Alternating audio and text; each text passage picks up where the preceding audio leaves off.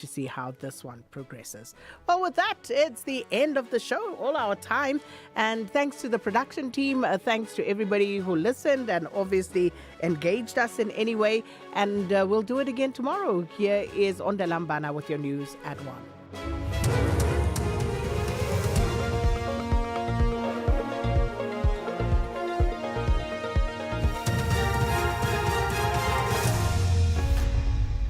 Thank you, Sakina and the team. Top stories at 1. Brown Mokgotsi concerned for safety following Mkhwanazi's allegations, and South Africa develops contingency plans for healthcare services.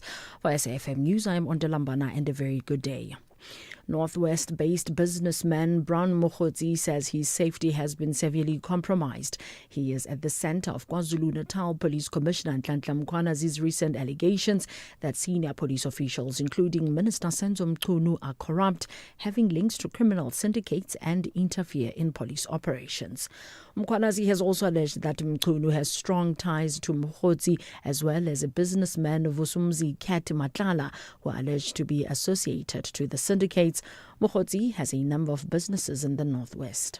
I can assure you that I will be breaking my silence. I'm aware that the public, South Africans, have been waiting to hear the side of my story. Definitely I'll be doing that.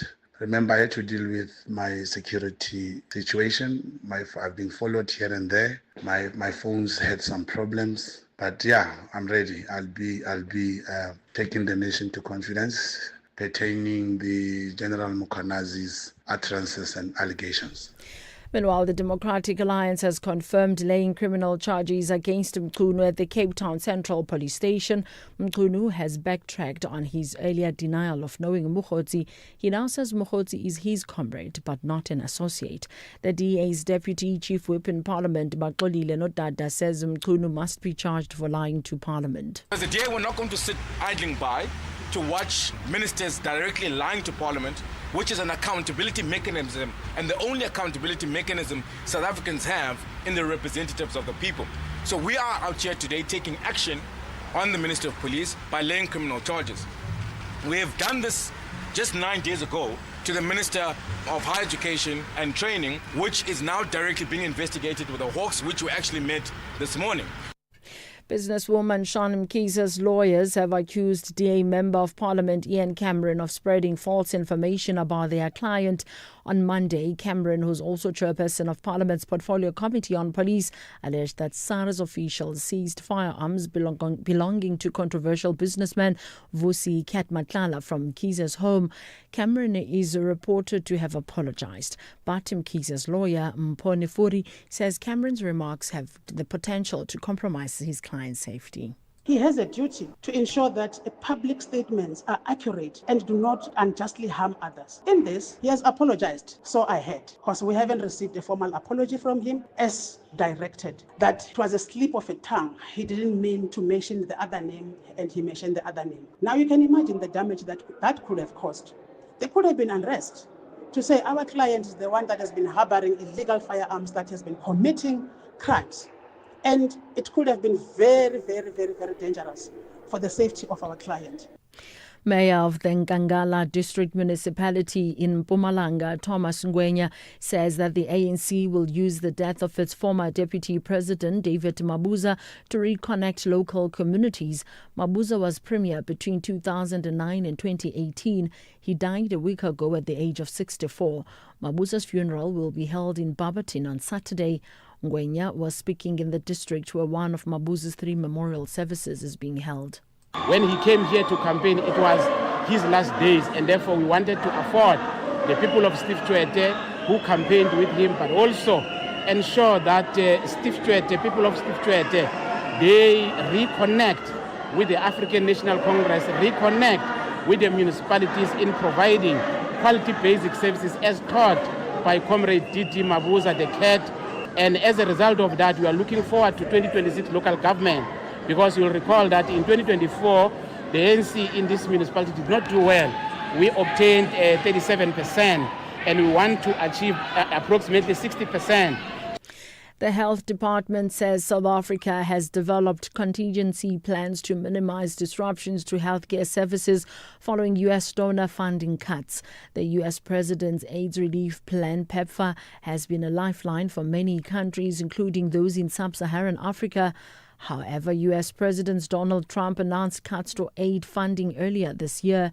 The department's acting Deputy Director General for HIV and AIDS and TB, Ramphele Moruane, says measures are in place to close the gap.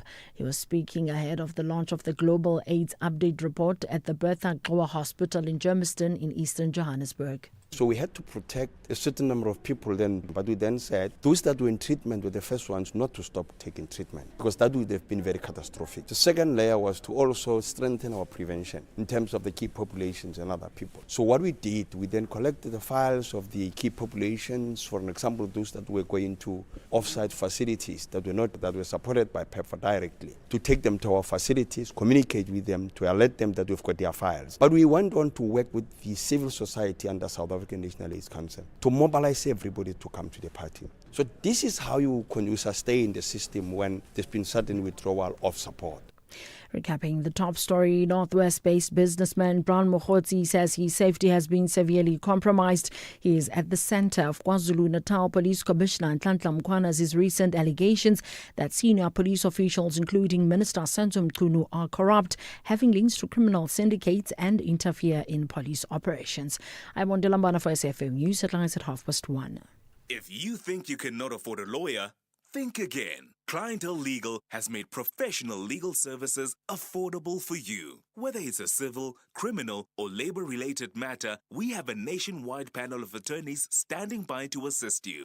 SMS SAFM to 32195. That's SAFM to 32195 and we'll call you back. Clientele General is a licensed non-life insurer and an authorized FSP. Standard rates and terms and conditions apply.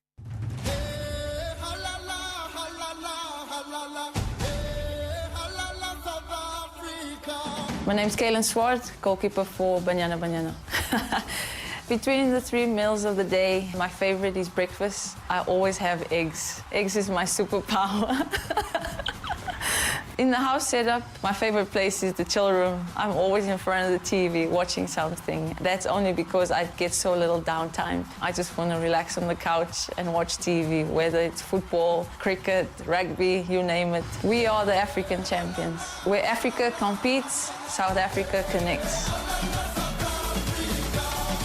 Proudly brought to you by SABC Sport.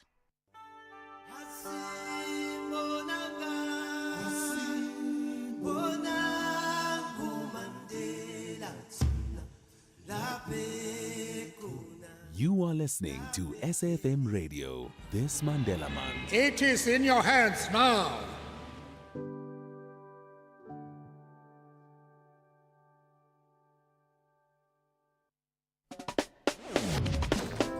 You are listening to The Full Circle.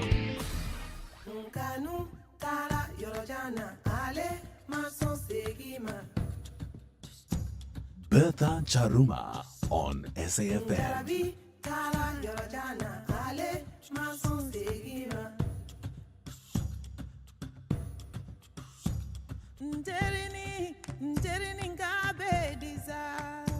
Nijarabi mba feganyala nyala nterini ngabe disa nekanu I want to know.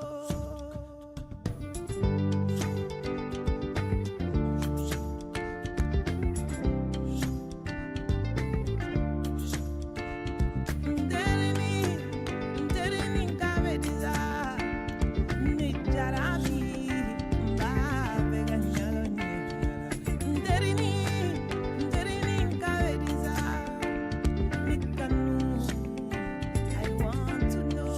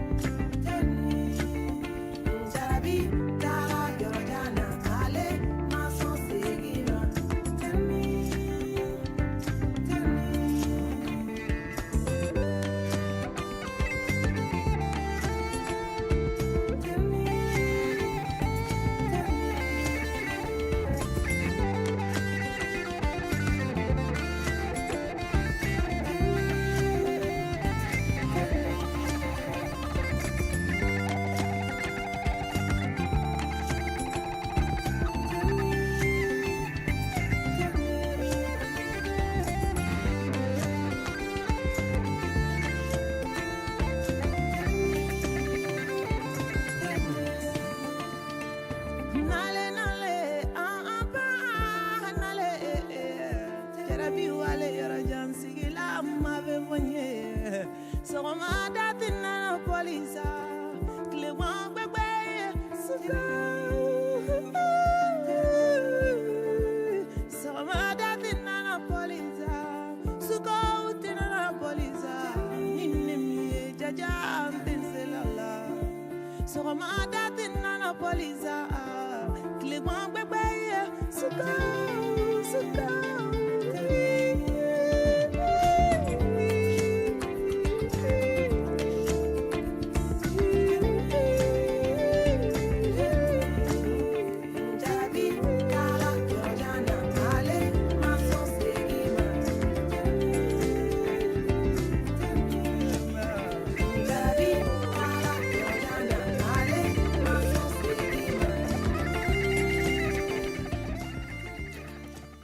Fatoumata Diawara Nterini from Mali.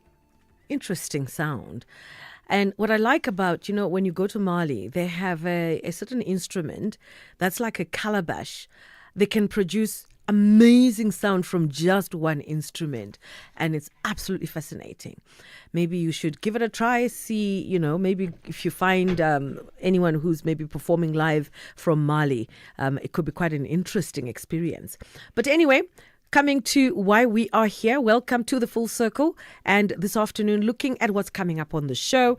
So we're starting off with the hashtag July Savings Month and the ultimate money survival guide for freelancers and entrepreneurs, especially freelancers. It's easy to earn a lot of money in a certain period or in a specific time frame and not save with the intention that, or with the thought that you will get another job, and then maybe you will be doormat, no work for the next year, and you start kicking yourself saying, what should I have done with what I earned the last year or, the previous free fiscal?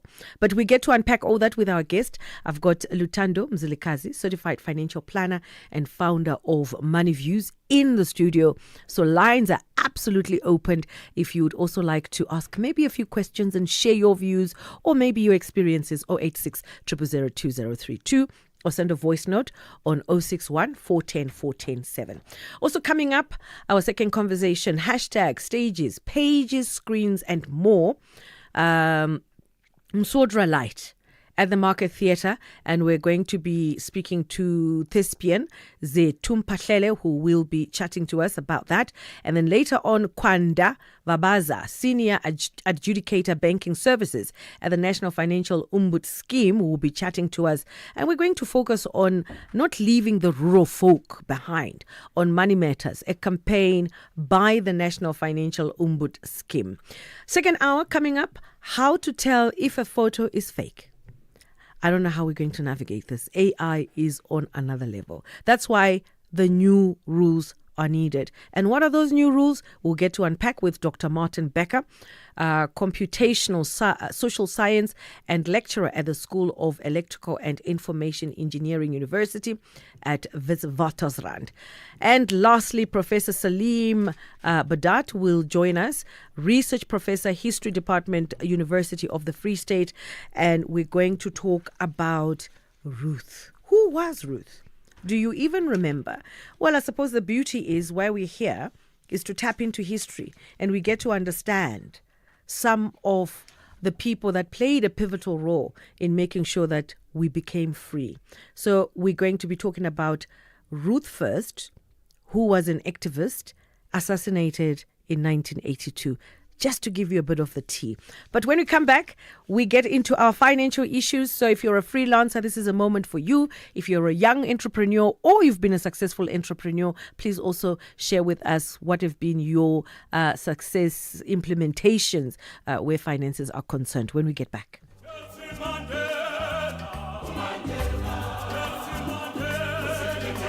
This Mandela Month, SAFM celebrates the spirit of Ubuntu, calling on all South Africans to engage, uplift, and do good for one another.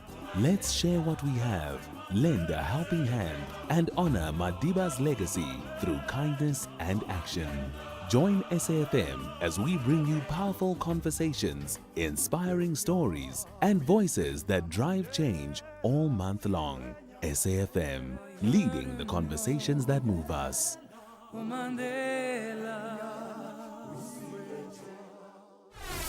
SAFM music, crafted to make you feel real good.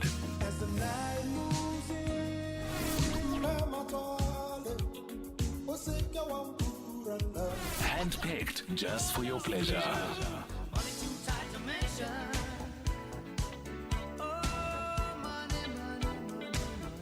Classics sounding so good, only on SAFM.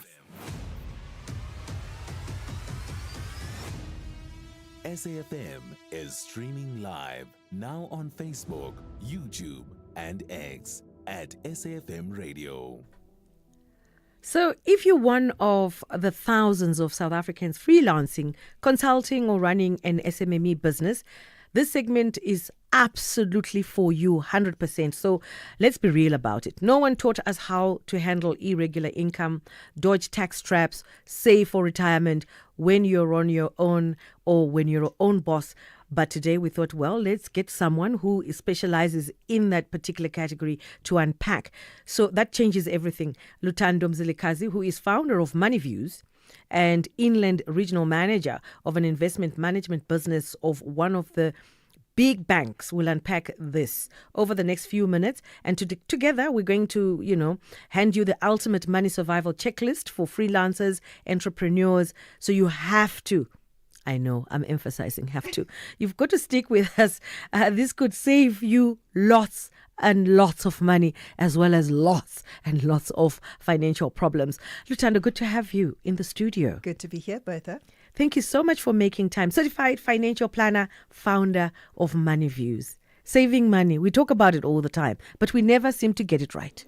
100%. I think it's one of the things that we learn as adults, but we learn through error first. And I think, discussions like today are so critical, especially when we actually focus on a particular lens, like entrepreneurs and SMEs and freelancers as well, which is probably a segment of the investor base we largely don't talk to as investment professionals. So why is it important to single out freelancers and entrepreneurs at this point? I think the first reason you've outlined quite nicely in your intro, Bertha, to talk about the irregularity in the income base for freelancers and entrepreneurs. This is very different from the client base that we largely focus on as an industry, which is employed professionals, because they get their money monthly. They can kind of control that. But for SMEs and freelancers, it's a bit more difficult to anticipate how much you'll get next month or even next year.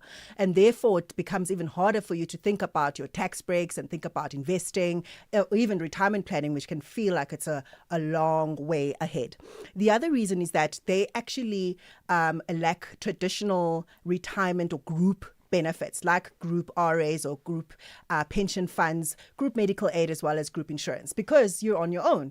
And these are things that I think young professionals that are fully employed take for granted because it's built into your conditions of employment. But as an entrepreneur and freelancer, you need to think about, setting up your own retirement annuity. You need to think about your own medical aid and your own insurance covers proactively. It's not just going to happen by chance. It happens because you prioritized it. And then lastly, they've got complex tax obligations. So a lot of freelancers and entrepreneurs may do business locally, but also offshore. And they might earn in dollars or pounds or euros in addition to earning in rands. That's got tax implications in and of itself. Also, how many days you spend in different countries has tax implications as well, which is something that freelancers and SMEs are a lot more exposed to than, your traditionally fully employed professionals. So if we zone into the challenges, maybe if you could just highlight some of the challenges that freelancers and, entrepreneurs face. What are they financially? I'd definitely start again with the irregular income, because I think that's the bedrock of it all. In my industry, we talk a lot about starting your financial toolkit to your wealth creation journey through a budget. And a lot of the time we talk about a budget, we assume a month-to-month income base and expense base, which is largely very different for an entrepreneur, for an SME, for a freelancer, because you might get, this big lump sum once a year or once, in every 6 months. And even the timeliness of that lump sum might be delayed or even irregular in and of itself. And so it's hard then to talk about budgeting with someone who does not anticipate or cannot anticipate or even forecast when they'll get that next big lump sum. So that's the first challenge, is how do you then earmark how you're going to, address all of your expenses, address investments, think about creating wealth when you don't even know when your next paycheck is going to come in. So that is definitely key challenge number one. The second one is the tax complexity and compliance issue. I know, the big C. I also, being in the industry, don't like talking about compliance. It's very boring, but it's very important. And I think as an entrepreneur, they tend to avoid employing a tax practitioner because they look at it as an additional expense.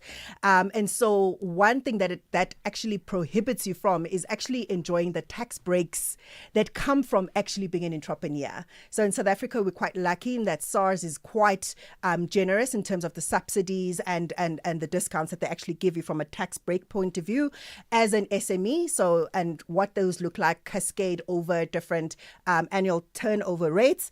But you have to be compliant. You have to submit your tax returns to actually enjoy those benefits. And if you don't like admin like me, it's better to actually employ a tax practitioner to help you execute on those. If you're an FYI kind of person, there is a SARS microsite on the website that actually speaks to small businesses. So if you log into your SARS profile and you go into small businesses, they've got a beautifully outlined FYI process around how you can actually benefit from the various tax breaks. But you have to comply, as I said earlier. The third key challenge is around the lack of retirement, medical aid, and risk cover. Hey, it feels like an additional expense that, again, you never know if you're going to live till retirement, right? But you know that you actually want to invest in the next project that looks like it's going to give you the next million. And so that, kind of needing to balance between the two worlds is really difficult for an entrepreneur who's doing it by themselves and who's merely trying to survive month to month.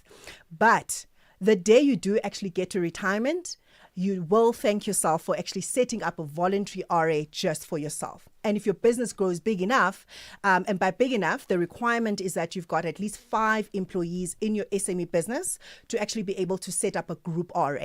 So why a group RA is actually more beneficial than individual RA is that you actually start scaling up in terms of the number of people, number of members as part of your group RA. So therefore you get charged lower admin fees. This is true for the investment side, so through the group retirement structure, also on the medical aid side, and as well as the insurance side, which are all things that I think entrepreneurs kind of leave to the wayside. No, they do. And there's always the notion, like we're saying, that, when you make a lot of money, you will get another job. But also for entrepreneurs, I don't think there's enough information to actually advise to say this is the best way to invest, or this is the best way where you can put your money that you can then use later in life in your golden years. There isn't. It's almost like a pinky ponky father had a donkey. You end up on some space of sorts. 100%. So what are the best ways though? Yeah. If someone is listening to us right now, right? Maybe options, we could give options, if there are any options, of finding a form of investment that you are 100% sure that that by the time I'm 60, I will be able to have, enough to survive month to month till I die. Is there anything like that? I know they say, you must join the JSE, you must invest in this and that. So the JSE doesn't necessarily help you with retirement planning. It just helps you with investing. Investing, yes. And I think, and it's a good point that you're raising to talk about, trading, because entrepreneurs tend to go the trading route when they think about investments, or they go the fixed deposit route with a bank when they think about short-term or longer-term investments. They think that's investments. But these are two very different strategies, and that's not even the true sense of investments, especially with the objective of retirement planning. So when you think of trading on shares or JSE or any other platform for that matter, think about it as your gambling money. Because there you're actually buying shares, but you're actually not a portfolio manager. You don't know what it looks like or what tools it takes to actually value a company, to buy it at truly its intrinsic value with the upside of what it's actually supposed to trade at. So that's number one. To answer your question around retirement planning, the guaranteed way to make sure that you've got money at 60, as you say, it's very hard to say it's guaranteed, right? Because it does require you to opt into the product. So as I said earlier, group RA or a voluntary RA, you can just literally Google that as we're speaking now, as an entrepreneur freelancer listening out there, and you'll see the number of companies that can actually help you open up that account. Right? And how you actually guarantee yourself a comfortable retirement at 60 is dependent on two things. One, to what extent are you contributing into that account? Because you have to put money in, and reliably so. And not to the extent that when, the next big trip actually comes, your way because your friends want to go or, so being diligent about those monthly contributions because you have to. And the easiest way to be diligent is just set up a debit order. But then also investing the right kind of funds. So, for example, the Net Group Opportunity Fund did 24% just last year. Those are the kinds of funds that, are balanced in their approach. So they give you a spread of asset class exposure. So it's very low risk, unlike investing just in shares. But what it does is that it actually helps you grow your contributions so that you don't have to contribute as much as you would had you actually invested in a fund that performs less every year. So those are just two tricks that I think you can utilize as an SME or a freelancer to actually help you guarantee a comfortable retirement. So let's talk about handling your money better. You're a freelance, you're an entrepreneur. How do you go about it? Strategies to make sure you are, well, not exactly on point, but at least you're safe. 100%, like your starting base, your foundation. Absolutely. And then as you grow with the right foundation, you can kind of optimize your money strategies and be on your way to creating wealth.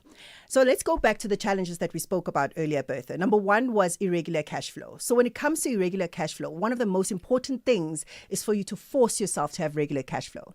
So once you actually get that big lump sum, pay yourself a salary in a separate personal bank account from your business's account as a regular payment. That not only helps you to create a consistent income stream for your own life and your budgeting needs, as well as your expense base, but it also creates a better credit score for yourself. When you actually are keen to buy that house or buy that car or buy that office space or buy that truck, whatever it means, for yourself and for the business, you've got optionality. You're not just stuck in terms of trying to get that credit through the business, but you could actually get it in your personal capacity as well.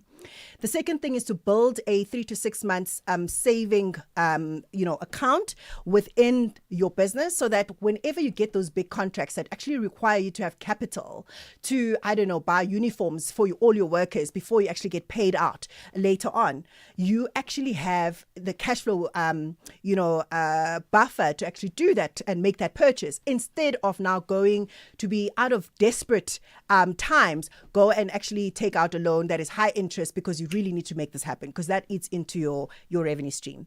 And then thirdly, when it comes to like the irregular cash flow thing, think about using cash flow forecasting tools like Vault 22 or Excel spreadsheet if you don't like these more complex and savvy tools online. When it comes to complexity and compliance, like I said earlier, do get yourself a tax practitioner. They not only help you as a business to optimize your tax breaks, but they also help you as an individual to look out into the universe of financial products that you can actually utilize to benefit yourself as an individual. For example, a tax-free account is not open for a business. You cannot, as a business, open a tax-free account in the same way that you can't actually open a retirement annuity as a business, right?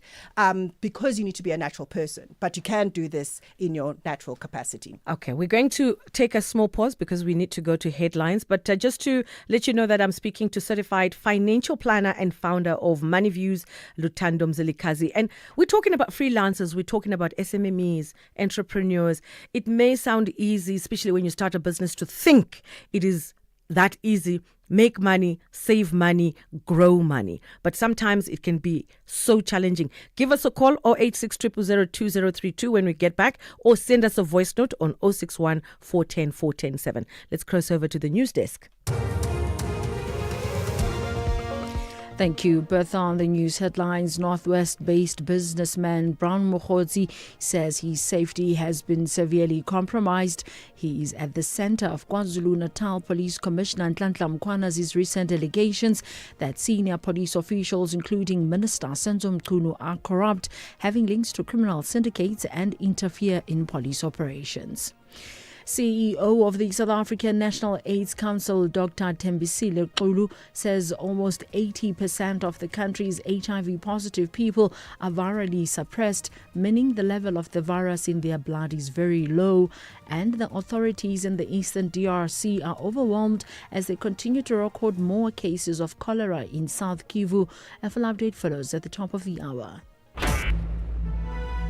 Who says talking never solves anything? SAFM, leading the conversations that move us. Bertha Charuma on SAFM. And we're talking about money. How good are you when it comes to saving? July Savings Month, the ultimate money survival guide for freelancers and entrepreneurs, and I fall in that category. Well, I used to be a freelancer, then I became a serial entrepreneur. I'm in the two categories, and trust me, I have so much to ask, but the show is not about me. Give us a call, send us your voice notes on 061 410 410 or you can give us a call on 086 000 2032. And I'm speaking to Lutando Mzilikazi. She's unpacking, some of the things, basic things that we need to know and learn to avoid future catastrophes financially. You were making very important points before we took a break. And I think I want to just jump on the point you've just made now about avoiding future catastrophes, which again, I think seems to be like a grudge purchase for entrepreneurs and freelancers, which is around getting proper risk cover. So there we're talking income cover. So if should anything happen, like COVID, for example, where your income dries up, what is your fallback plan? So an income cover comes into play in that regard. But also if you've got a salesman who's top of the class and they literally are your lifeline as a business, you need key man risk to cover that, the risk of anything medical or death or, them resigning from your business and creating that, sort of gap or hole in your income stream as a business, which of course has, various implications as well. And then shareholder policies. So this comes into play when you've got multiple shareholders of your business. So obviously this is for more sophisticated business with a net equity position. If anything happens to any of those shareholders, the incoming shareholder needs capital, needs money to buy that person's shareholding. And so sometimes when these deaths happen, it happens at the worst of times when people aren't cash flush. And so what's nice about a shareholder agreement policy, it actually pays out at the trigger of a death of a shareholder, which is a catastrophe that you can prepare for. When it comes to dealing with pricing and client dependencies, which I think is a big thing that actually goes back to our initial conversation around irregular income. Part of it is actually getting a suboptimal income. This is where an entrepreneur might underprice for their service because they're quite new, or they might just have one key sort of client or contract. And what you want in that space is to make sure that you diversify your income streams, so get more than one retainer contract, but also have digital products and services that you offer online to this beautiful global client base that you potentially have that's waiting for you on platforms such as TikTok and Instagram. Lastly, when it comes to underpricing, which we tend to do as young entrepreneurs and SMEs because we're trying to be gentle and we're trying to be nice, benchmark yourself against your peers. There are benchmarking tools that are available online, and even collaborate with others as well, because that helps you understand where you're underpricing or potentially undercutting yourself. So I've got a question. It says, how do you identify a good tax practitioner? Because so it goes on to say, I had a tax practitioner. I just started my business and I got a rebate from SARS and the money was good. It was about 300,000. All of a sudden, SARS called me back to say, no, I need to return the 300,000, but my tax practitioner is nowhere to be found. So they need to have a tax practitioner's license. So what they can actually do is actually provide you with this SARS compliance license number, and you can actually check them and cross-verify them on the SARS website. Or you can quite easily just punch in their name and that number on Google, and if nothing comes up, you know that person is probably not legit. The same can be said for debt management businesses or agencies. Yesterday, I was actually listening to a radio station. They were talking about how so many people actually robbed of their money that actually reached out to a debt management business, and they paid over the amount, but the business itself was not paying over to the creditors. And so we need to do our due diligence when we are signing up with people, when we're dealing with our money. All of these people, including a financial advisor, would have a licensing registration number that qualifies them and registers them to give that kind of advice. So look out for that. Use their name, whatever the practitioner's number is, and Google it to see if they exist. So what sort of advice would you give a budding entrepreneur or a freelancer who's just starting and they are so overwhelmed with their, with the financial complexities? Because you get money, right? You do your balance sheet where you look at what's coming in, what you're spending, the capital, just to understand what needs to be spent, what needs to be saved, what needs to be put where. Is there maybe a quick template where someone can just know where to start and where to end? TaxTim is your friend. So TaxTim is actually a platform that is partly created by SARS to actually do exactly that.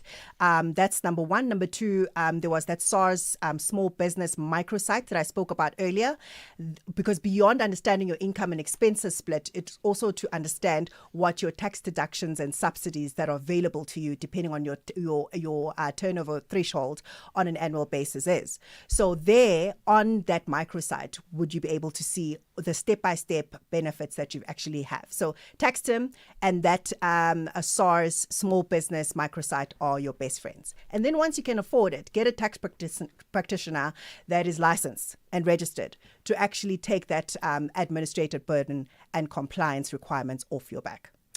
I think we've got a voice note. Do we have a voice note? No, we don't have a voice note. So how can self-employed individuals balance the need to reinvest in their business with the importance of personal long-term savings and investments? So I think the main thing there is starting off with having two bank accounts. So the one for the business and the one for yourself as a natural person. Because a lot of people kind of operate their entire lives using the business account, and that's the wrong thing to do. That's the wrong thing to do. You're not going to be compliant, because when your tax practitioner actually, needs to file for your tax returns, there's a lot of expenses that are coming off that account that shouldn't be on the account, because it's not as part and parcel of the operations of the business. It's part and parcel of you as a natural person. So you need to pay yourself a salary, and you can actually pay yourself a predetermined, either a regular percentage or a regular amount on a ZAR basis from that business account into your personal account to create consistency for yourself. I think beyond that, you need to be super passionate about what you actually do. I think that actually is the source of everything. Once you're passionate about what you do, your income stream actually grows. And once it starts growing, you can then look at that personal bank account and split it according to the 50-30-20 budgeting principle, which we speak of quite a bit. Because what that does is it says, okay, we understand that there's expenses that you need to pay for now as a natural person, not as a business now, as a natural person. You also want to, experience and live your best life. So you've got like luxurious expenditures that you want to experience now, but you also need to save. So 50% of your income as a natural person needs to go towards, paying your actual life. So the house you live in, the car you drive, etc. A 30% can actually go into your luxurious life. So you doing the things you love to do because you're alive and you want to reward yourself. And then the 20% is towards investments. So in your own personal capacity, that's your retirement investments, that's your tax-free account, that's investing offshore, that's buying property, those kinds of things. So if you actually need an ideal template as to how you can budget your personal life, it's that 50-30-20 budgeting principle. Speaking to our guest, Lutando Mzilikazi, certified financial planner, founder of Money Views, How to Save, the ultimate money survival guide for freelancers and entrepreneurs.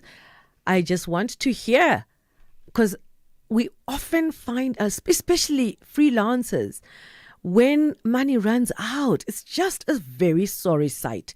And I think this conversation is so important so that you know what to do and you know where to go and what not to spend your money on and what to spend your money on. When we get back, we continue with the conversation. If you think you cannot afford a lawyer, Think again. Clientele Legal has made professional legal services affordable for you. Whether it's a civil, criminal, or labor-related matter, we have a nationwide panel of attorneys standing by to assist you.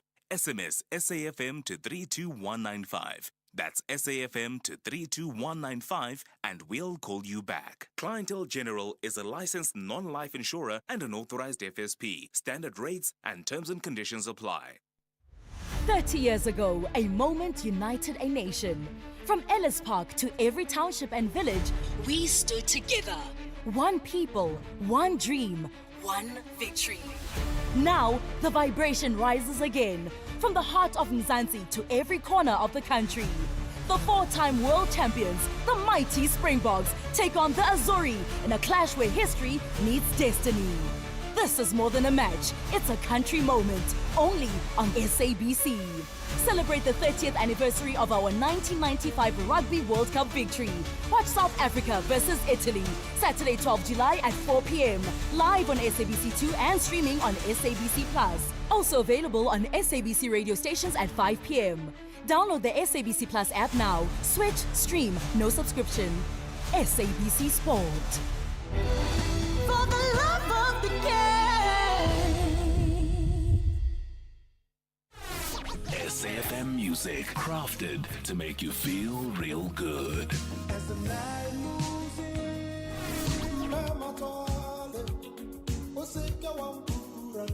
Handpicked just for your pleasure.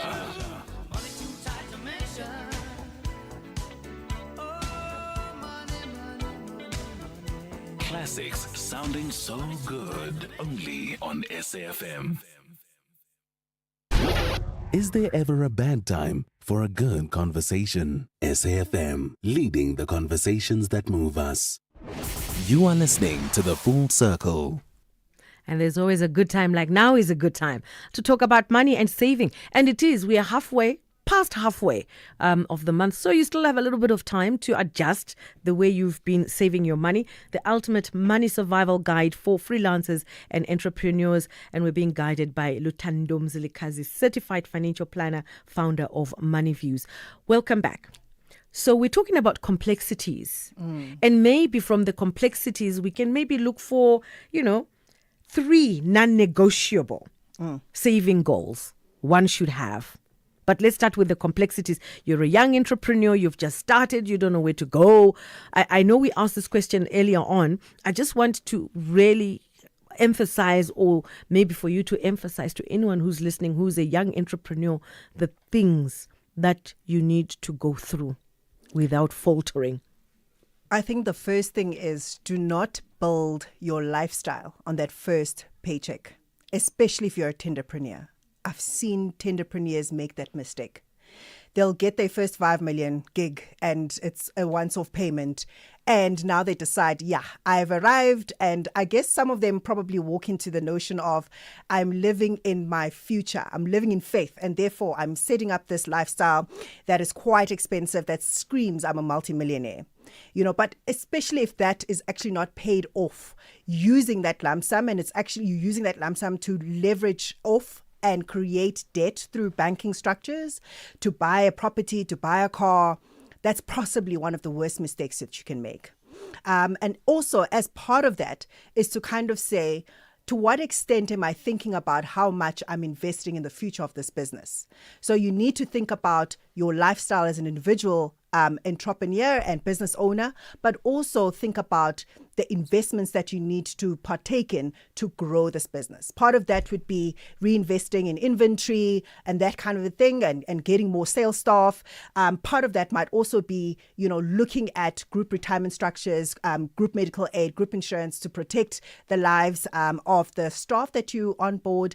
But then lastly, it's about thinking, about handling your bank accounts quite separately. I've seen a lot of entrepreneurs, as I said earlier, funding their entire lifestyle using the company's bank account. And when that company fumbles or has a bad credit record or has too much debt, you now can no longer take on debt in your personal capacity because you've got no proof of consistent income and no record of you paying off all of your creditors on time and in full payment. And where do we go? And I mean, if you want more education, if you want more understanding about your money, somewhere where you can reach out, where do you go? So listeners who are keen to hear more about, the tools it takes to actually really grow your business from a financial standpoint, but also just in general, issues pertaining to your personal finance as an individual person, you can go to moneyviews_SA. That's moneyviews_SA on TikTok and Instagram, or you can invite me on LinkedIn and Facebook. That's Lutando Mzilikazi. And we can continue the conversations there. Well, I hope we're going to be having you more often. You'll see me next Thursday. This is so insightful. It is so insightful. Thank you so much for coming through. And there you have it. Well, if you've picked up something, if you haven't, that's up to you. I think I have had this question that's been bubbling in my head just before you go, but I'm letting you go. Maybe I'll keep it for next Thursday. Okay.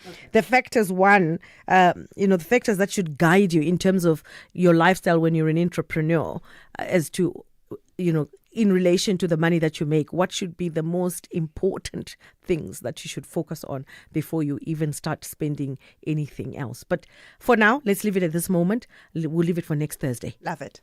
That's our guest, Lutando Mzilikazi, certified financial planner, founder of Money Views, chatting to us this afternoon.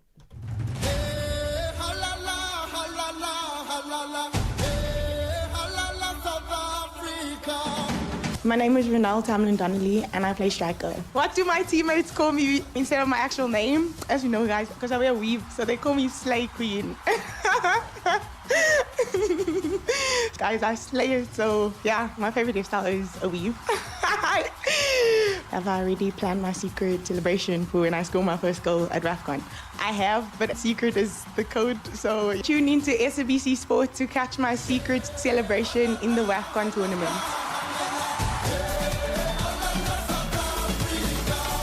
Proudly brought to you by SABC Sport.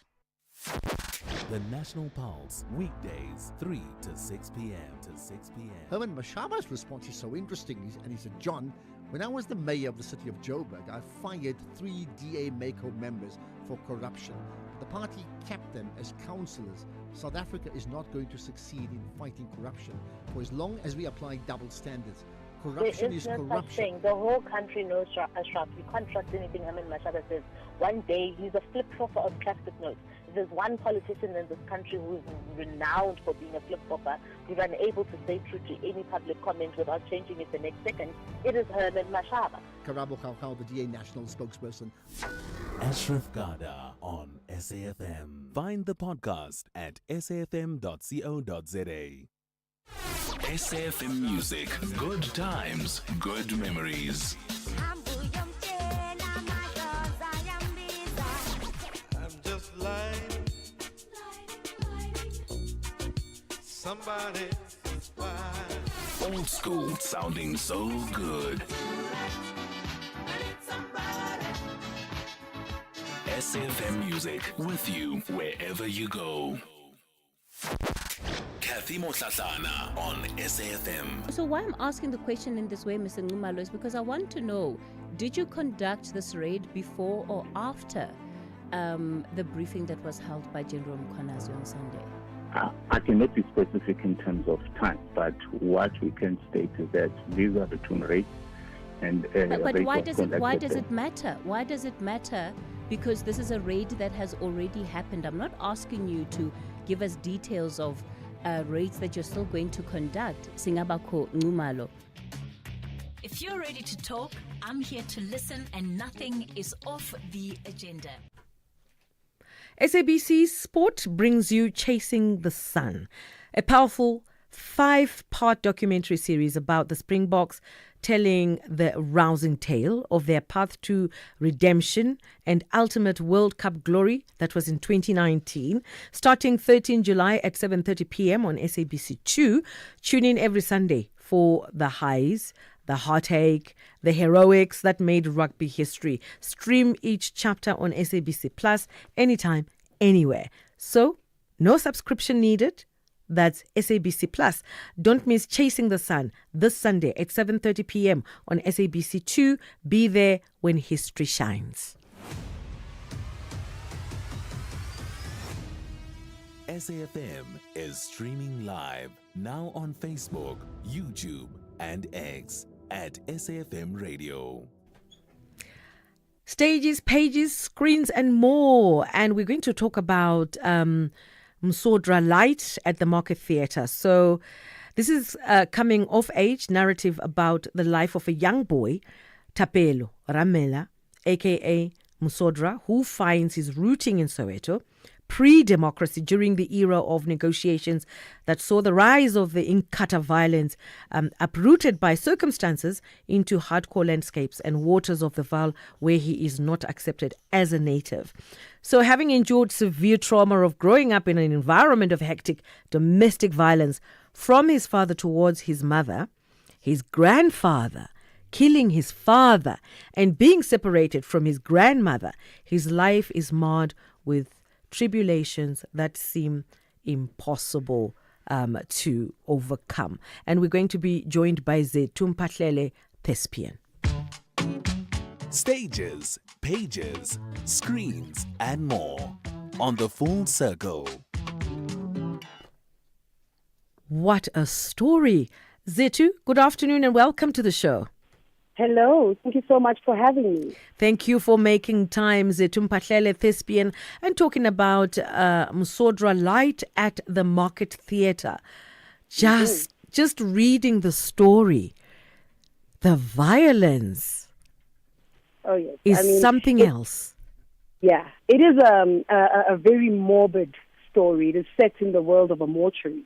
And that's where we meet our two characters, Msodra and Malifu, and we go into a deep, dark world that has a lot of themes that touch on memory and loss, life and death, all told intricately through a crisp, wordy storytelling world. Yeah. So we're very excited to present it. So what else can we expect? Look, we've just given a little bit of insight of, the basis or the foundation of the story. It then expands, and Msodra then finds love and had to deal with changing his past to something else that is completely different. I mean, one of the things that this play does, it poses questions like, what makes a person a monster? Are people involved in criminal activity made, or are they born this way? Circumstances that surround a person's life, are they what define a person, or can they make the decision to do different and be different? So even when Msodra finds love, what does that look like for him?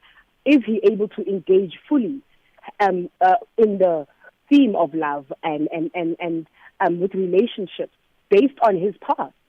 Even with Malifu as well, who also has a past, who also has a history, and is now involved in this dark business that they do of selling bodies in the morgue. So, I mean, they go into a very deep, dark spiral as characters, but it always poses questions back to the audience of what could they have done better? What could you have done better? Are monsters made? Are monsters born? Do we as society take acknowledge our role in creating the monsters that are in our society? It poses a lot of those kind of questions and themes that come through. Yeah.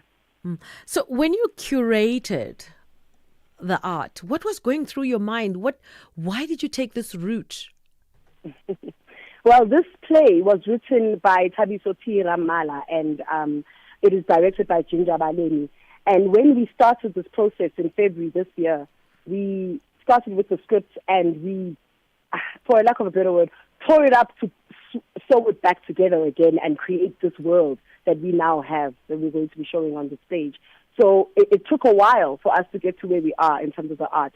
I think that the writer's intention was to show the hidden stories and the hidden faces in society, and to interrogate those people and to interrogate those characters that we live with and breathe with and interact with daily. For instance, I'll give you an example that isn't necessarily in the play, but it's something to ponder on. We sit in churches next to people who are doing things that are not so Christ-like, if I may.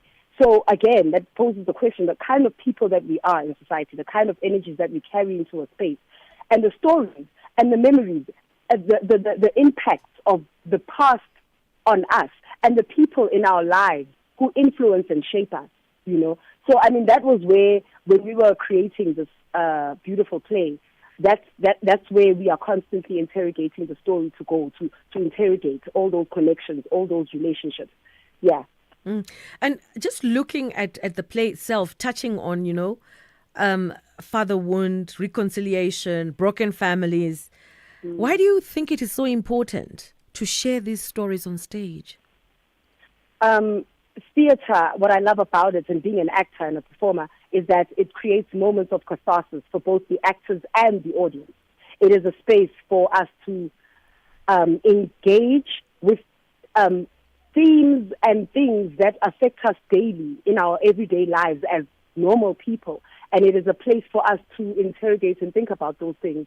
I think it's important, especially in our country today, and in our situation of the world today, to talk about reconciliation, to talk about forgiveness, to talk about pain, to talk about loss, because we are all experiencing it already. Even if the stories are all unique and they are not specifically the same as in Sotra's specific story, but everybody can relate. And the beautiful thing about the arts is that we can touch the human soul, but because it comes from a human soul. So being an actor, being on stage, mirroring society, showing society a mirror back to itself and saying, look at yourselves, this is what we look like, this is what we do. And then when you leave that space after watching the show, you've got things to think about, things to talk about, and decisions to be made, Yeah. And performing at Market Theatre. Yeah, the Market Lab. One can only imagine, because it has so much history, rich history, when it comes to our South African history. It's been there since the beginning of time. And here you are expressing and, showing the different stages in our lives and how violence played a role in defining who we've become. How does it feel to be on a stage with so much history? Oh, an honor. I believe for everybody on the team, from writer to director to co-actors, the whole team, it's such an honor to be at the Market Lab, to be a part of the history of this place and the stories that have been told in this space and the faces and the people who have come through from this place. And it is exciting to bring in new work that is uniquely South African, that speaks back to our country and our situation, but can also engage on a global scale, because morgues are everywhere, death is everywhere, life is everywhere, themes of human nature are everywhere, and it's such a beautiful honor to bring new, fresh work into an old establishment like the Market Lab. It's beautiful. So it's happening. This is at the Market Theatre. Maybe you can give us more information.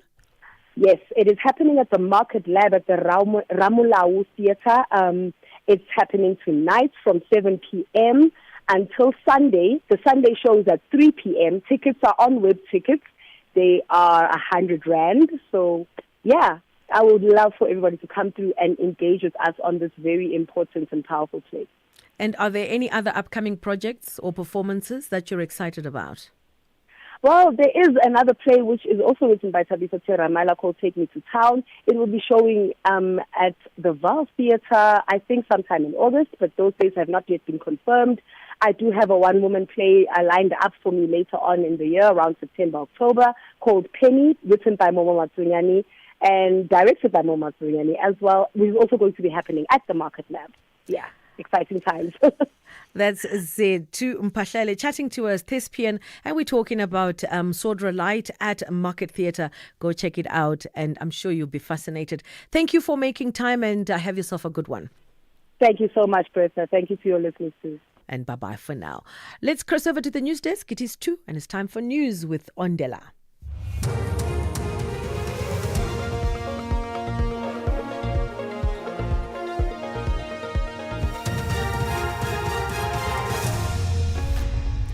Thank you, Bertha. On the top stories, Brown Mokgotsi concerned for safety following Mkwanazi's allegations, and more cases of cholera recorded in the DRC.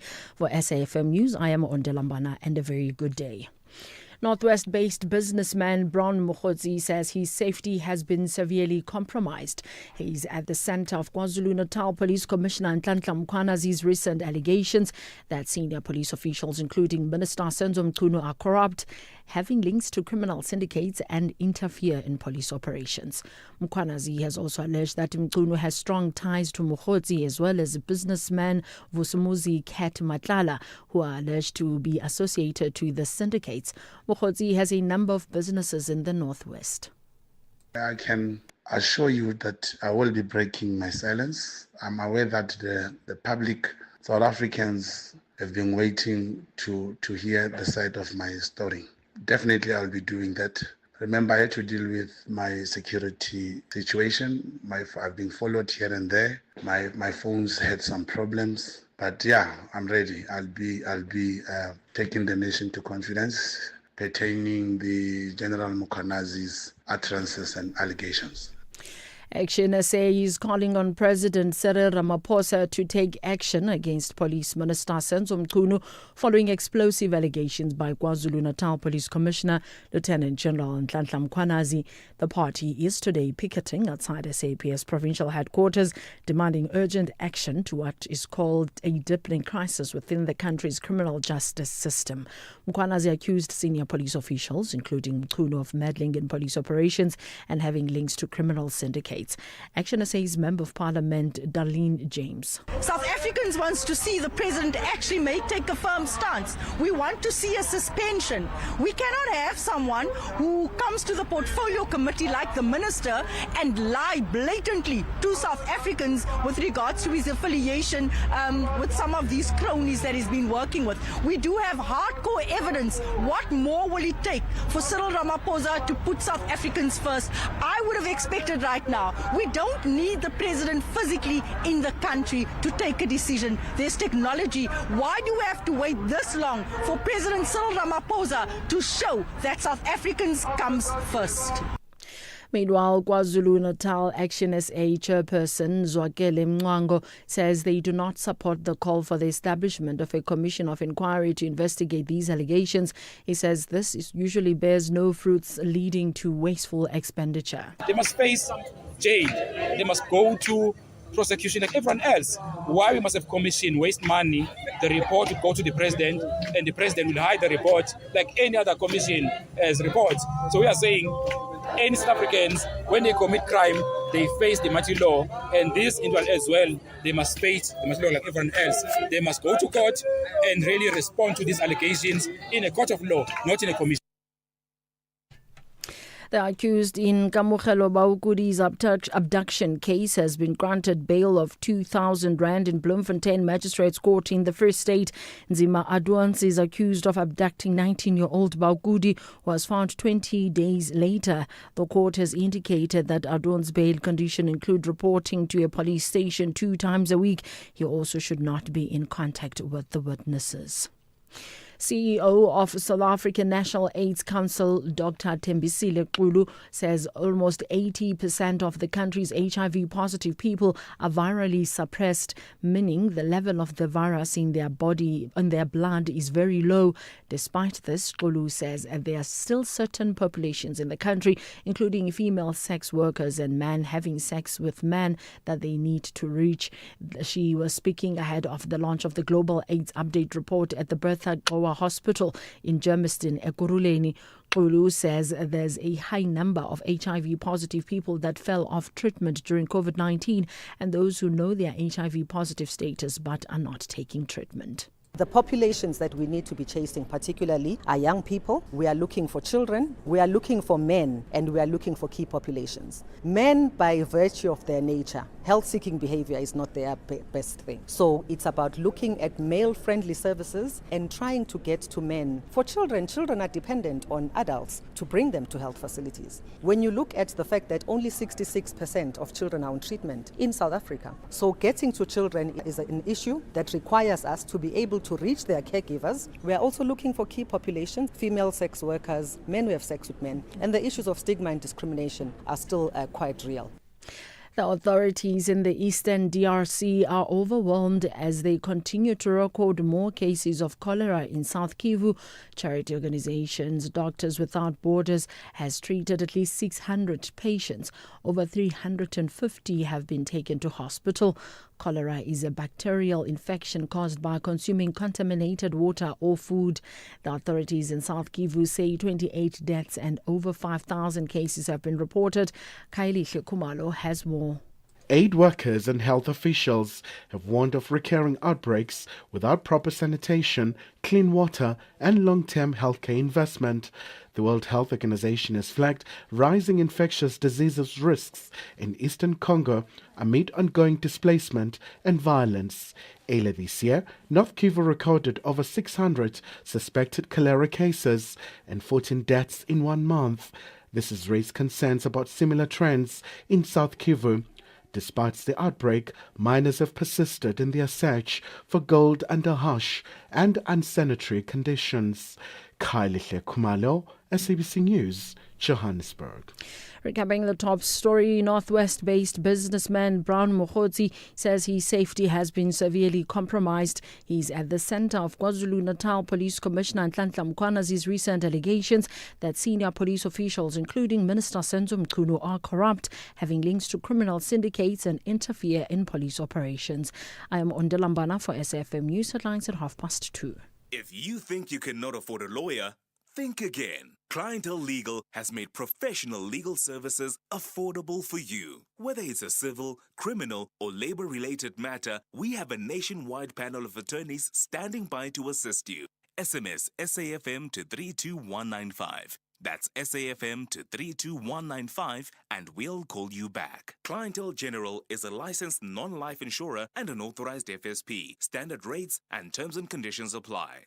It's all about fresh fish and vibrant flavors on the Tastemaster SA this Tuesday evening at 7:30 on SABC2 as our top 4 visit the Hout Bay Harbour for a crash course in seafood the old school way. Then reel in a gourmet seafood takeaway experience of their own. Who will sink and who will swim into the semi-finals? The Tastemaster SA, Tuesday evenings at 7:30, repeat Wednesdays at 1 and Sundays at 4 p.m. on SABC2.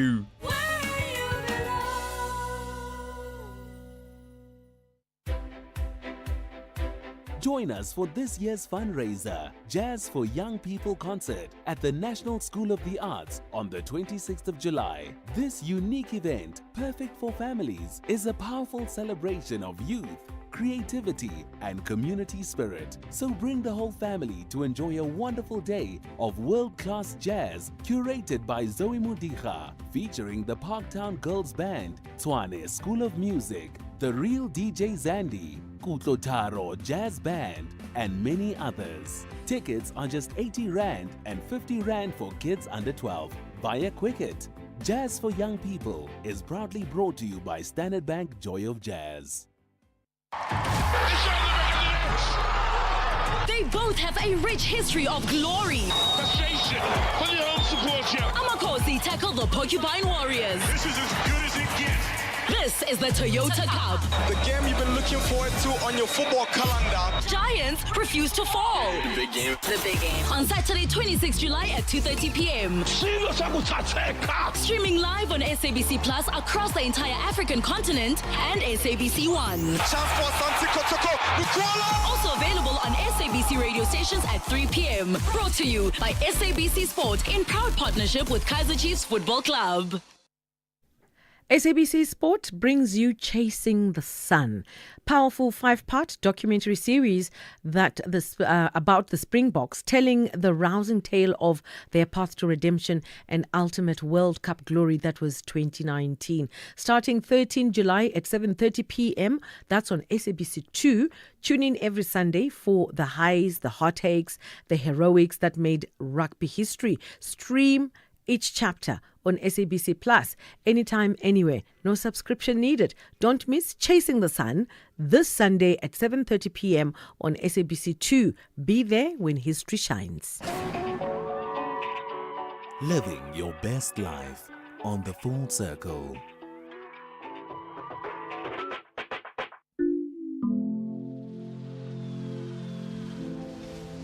Bertha Charuma on SAFM.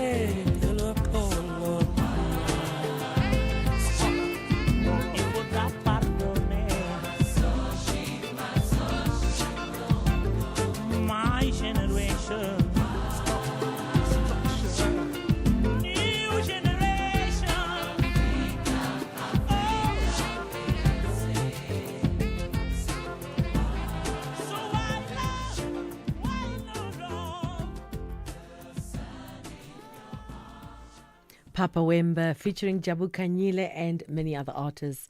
And so why? Coming up next, talking about how to tell if a photo is fake. You probably cannot. Maybe you can. Maybe there are means and ways where you can actually do it. That's why new rules are needed. And we're going to be chatting to Dr. Martin Becker, and computational social scientist and lecturer at the School of Electrical and Information Engineering, University of Witwatersrand. So the problem here is very simple, very difficult to know whether the photo is real or not anymore. Photo manipulation tools are so good lately. AI has just brought about something, I don't know how to explain it. It's amazing, but at the same time, it comes with the minuses. So common, easy to use, that a picture's truthfulness is no longer guaranteed. The situation got trickier with the uptake of generative artificial intelligence. Anyone with an internet connection can cook up just about any image at any time and make it so beautiful, plausible, or even fantasy with photorealistic quality and, present in its real form. So this affects our ability to discern truth in a world increasingly influenced by images. Artificial intelligence. It is so here and here to stay. How are we going to survive this? How will we be able to determine whether something is fake specifically this afternoon, we're talking about photos fake and whether it is the real thing. And hopefully our guest will be able to help us understand and decode. Dr. Martin Becker, good afternoon and welcome to the show. Hi, Bertha. Yes, just Martin. Thank you. It's quite interesting. I mean, it's a couple of years ago, we couldn't do this. You had to go to a specialized someone who will do it for you, and you just get it as a card, actually, more than anything else. And of course, computers came, it could be uploaded, and it could be sent to you. Now, I can literally make any photo of myself, and I could look like something else. Just like that. So photo manipulation is a phenomenon taking over social media. You write it, it has gotten trickier with the uptake of generative artificial intelligence. How are we going to navigate this? Well, it's the question, isn't it? And you're absolutely right. I mean, 10 years ago, certainly 20 years ago, you needed to know someone with Photoshop skills of one of those software manipulation or image manipulation suites of programs. And now anyone with a connection can do it. So this was a bit of an exploration, saying that not just in social media, but in if we sort of widen the lens beyond social platforms, is because it's so easy to do that. It's quick and it's essentially free. That whether on, Instagram or in a broadsheet, that image becomes suspect. So the technology hasn't merely made social media worse, it's dissolved our baseline trust in photography. So that's my starting point. And then from then on we can go and, how that can go wrong, but also what remedies could be. And I'm happy to talk about, what I'm proposing as an idea. And what are you proposing as an idea? So I'm saying two things. And this is specifically at media outlets, and maybe that can go beyond that. But it's two steps.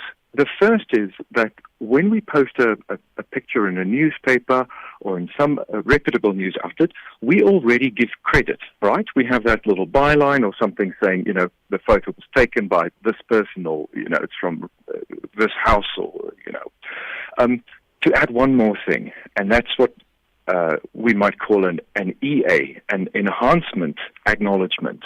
So in other words, we are saying this is the source of the photo, number one, but just a small addition, we also have an EA, an enhancement announcement. And then the second step is to have categories for that.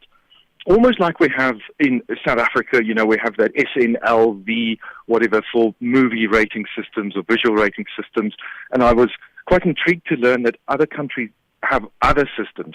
So, folks in the States don't understand our SNLV. They have a completely different ratings guideline. But we could do the same thing. So we could have C for images that are corrected in the way that our cell phones automatically do color corrections.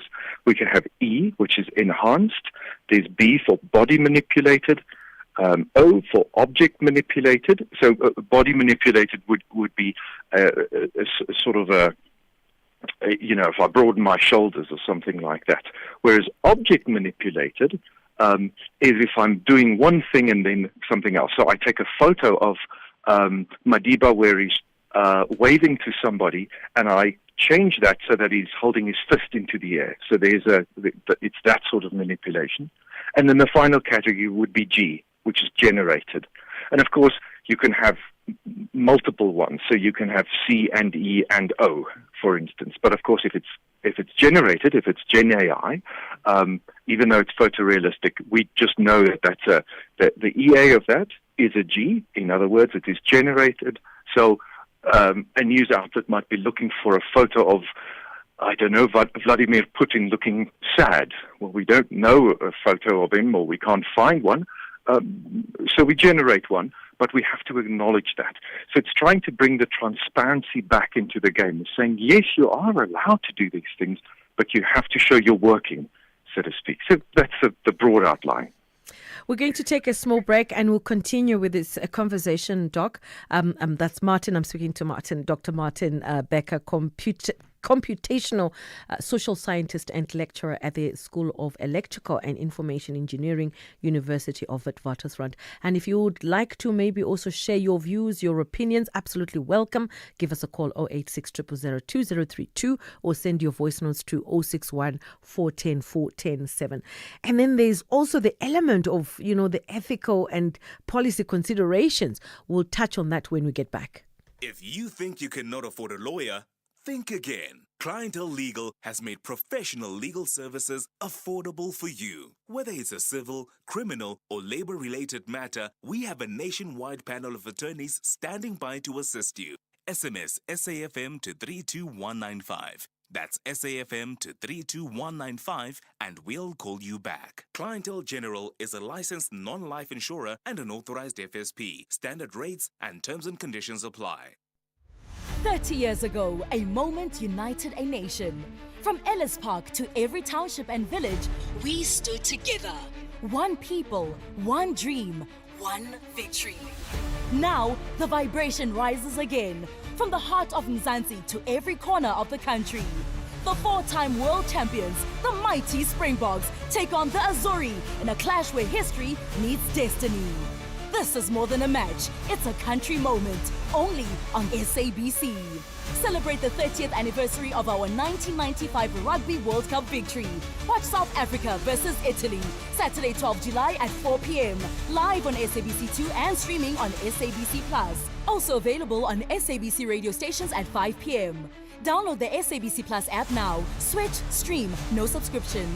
SABC Sport. For the love of the game.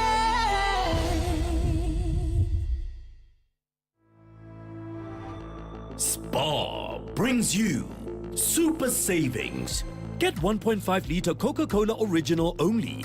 Buy 2 for 32 Rand, plus 100 megs free data on Spar Mobile, or 145 gram Doritos corn chips. Buy any 2 for 36 Rand and save 12 Rand. Plus, you could win your share of 6 million Rand in instant cash. Price is valid until 21 July 2025. While stocks last, T's and C's apply.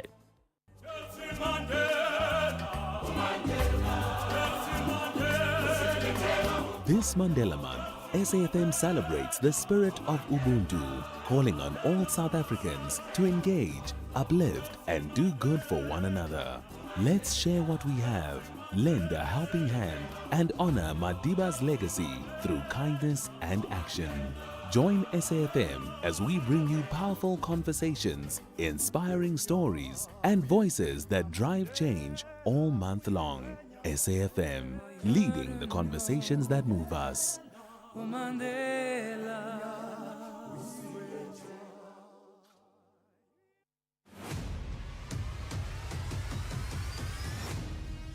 SAFM is streaming live now on Facebook, YouTube, and X at SAFM Radio.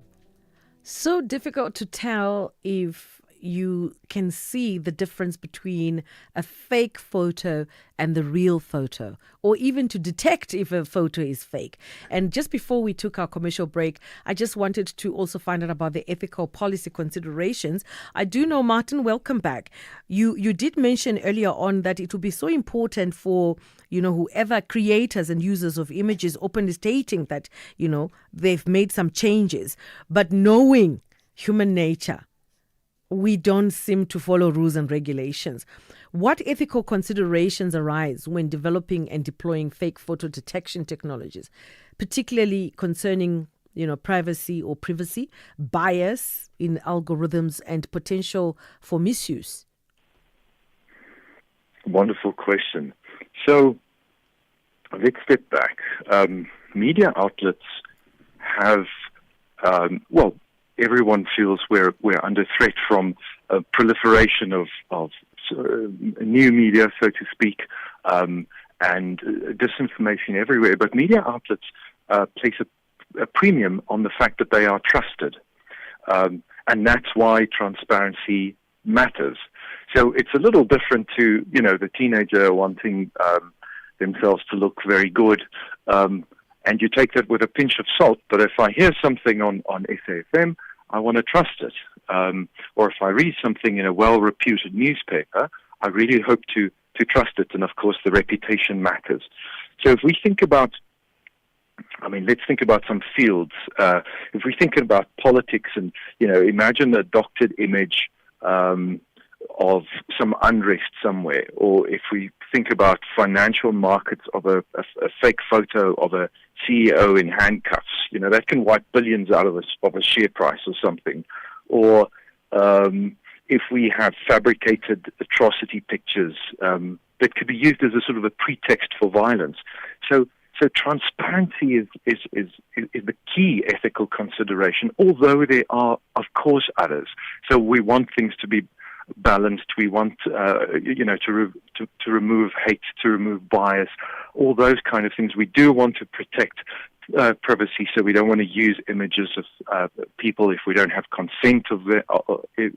We certainly don't want people in protected statuses, children, minors, etc. So there are sort of rules around that. But at the same time, we have this erosion, this fading away of our trust in images. So we're saying, okay, if you want to be an outlet that is trusted in that the images that we use, you can know that they are true. Here's a set of additional things that you add without much cost to yourself. And then people say, oh, right, they have enhanced the color a little bit. They have taken away a few blemishes. Or they have actually manipulated. They've cut someone out, deliberately cut someone out of this image, possibly for good reason. But it's that clarity of saying how we've come to whatever editorial decision we have. Not so much expecting folks on social media to say, although I found that, I found on LinkedIn, the work-focused social media platform, that people would use an AI-generated version of themselves. It looks like a photo. And then they would say, I've read this article referring to my little contribution, and then they would say, so I'm using this because this is more professional. However, I want to acknowledge that this is generated or enhanced, which I think is a great way of showing transparency as well. And we have to be ahead of ourselves. What do you believe are the most critical research areas that need to be implemented to be ahead of, future, almost like future proofing, if I may say so? Are you talking about AI ethics in general? Yes. Or? Well, basically, Goodness, research. wow, wonderful. Yes. Well, look, if we step back from just visual ethics and we go over to the areas around AI ethics, then we have it's a broad field. So we have things around human autonomy. In other words, when are we taking decision making away from people? So that's a whole field, and that could have an application to are you making a game as addictive as possible, so you are subtly messing with neural impulses in the way that you just want one more round of whatever the game is. Well, that has an ethical dimension. The second, if we can have four, would be issues around justice. So in other words, fairness of benefits, but also fairness of harms. So this has, of course, a gendered dimension. It has a class dimension. Those would be the big ones. But of course, where in South Africa, there's definitely a race dimension as well in that. So is this treating different people unfairly in whichever way? And that might be a data set, that might be a product, it might be a platform. Then we want to talk about beneficence. So in other words, if we're building some AI system, some robot, some large language model, doesn't matter what it is it causing more good than whatever the negative side is? So if we weigh it up, is this making the world a better place? And there are lots of ethical questions about that. And then the fourth dimension, if we're talking broad ethics, is non-maleficence, and that's like do no harm, if at all possible. So you don't want to create something that can, make money, but ultimately make society worse off. And, again, we can name lots of examples where folks have just done that. They've just, it's just a money grab. Yeah. So those would be the big ideas that we're working with when we are future-proofing, to use your language, a product or an idea. Dr. Martin Becker, thank you for making time. This is really an eye-opener, and we just need to be on the ball. Thank you for making time, and have yourself a good one. Thank you, Bertha. And bye-bye for now.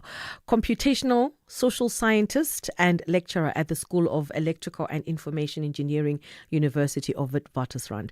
Let's cross over to the news desk with Ondela. Thank you, Bertha. On the news headlines, the DA has laid a criminal complaint against Police Minister Senzo Mchunu for misleading Parliament. The party relies on the Powers and Privileges Act, which makes it unlawful to lie to Parliament. Executive Mayor of the Nkangala District Municipality, Thomas Ngwenya, says that the ANC will use the passing of its former Deputy President, David Mabuza, to reconnect local communities with the party. And Russia has carried out another massive overnight bombardment of Ukraine, with the capital Kyiv facing the brunt. A full update follows at the top of the hour. If you think you cannot afford a lawyer, think again. Clientele Legal has made professional legal services affordable for you. Whether it's a civil, criminal, or labor-related matter, we have a nationwide panel of attorneys standing by to assist you. SMS SAFM to 32195. That's SAFM to 32195, and we'll call you back. Clientele General is a licensed non-life insurer and an authorized FSP. Standard rates and terms and conditions apply.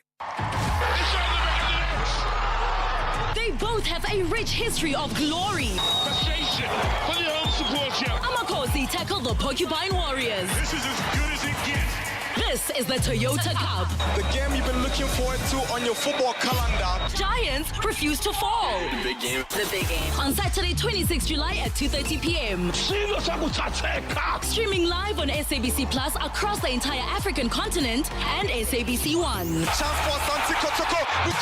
Also available on SABC radio stations at 3 p.m. Brought to you by SABC Sport in proud partnership with Kaizer Chiefs Football Club. The National Pulse, weekdays, 3 to 6 p.m. Herman Mashaba's response is so interesting, and he said, John, when I was the mayor of the city of Joburg, I fired 3 DA MACO members for corruption. The party kept them as councillors. South Africa is not going to succeed in fighting corruption for as long as we apply double standards. Corruption is no such corruption. thing. The whole country knows Ashraf. You can't trust anything Herman Mashaba says. One day he's a flip-flopper of plastic notes.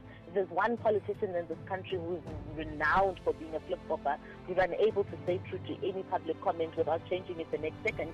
It is Herman Mashaba. Karabo Kaukau, the DA national spokesperson. Ashraf Garda on SAFM. Find the podcast at safm.co.za. This program is brought to you by SABC Education, enriching minds, enriching lives.